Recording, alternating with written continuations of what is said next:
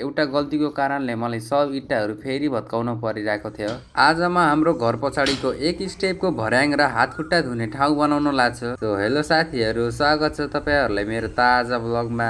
पहिलाको भर्याङ पुरानो भएर अलि हतारमा हुँदा इँटा नै उब्केर चोट लाग्ने समस्याहरू हुन्थ्यो। सो त्यसैले इँटाहरू निकालेर अलि तलसम्म खन्दै गर्दा ठुलो ढुङ्गा परेको थियो। त्यसपछि ढुङ्गा निकालेर खाल्टो भएको ठाउँलाई त्यही माटोले लेभल मिलाउँदै गर्दा नानी पनि कम्मर मट्काउँदै डान्स गर्न थालेकी थिइन्। पनि नानीसँगै रमाउँदै माटो पुरेर पक्की गर्ने ठाउँमा लाइन बनाउन थाले। त्यसपछि साइडको खाल्टोमा इँटा जोड्नलाई केही नयाँ इँटा र पुरानो इँटा छान्दै सब इँटालाई एक ठाउँमा राख्न थाले। त्यसपछि सानो बाटोमा बालुवा र सिमेन्ट मिसाउँदै सेन्चुरी मसला बनाउन थाले। त्यसपछि मसला मिसाएर सब इँटाहरू जोडेर एउटा गल्तीको कारणले मलाई सब इँटाहरू फेरि भत्काउन परिरहेको थियो। आखिर के कारणले फेरि भत्काउन परेको होला, यो सबै कुरा 1 मिनेटको भिडियोमा देखाउन इम्पोसिबल भएकोले अर्को भिडियो चाहिँ भोलि आउनेछ। सो आजलाई यति नै। राधे राधे।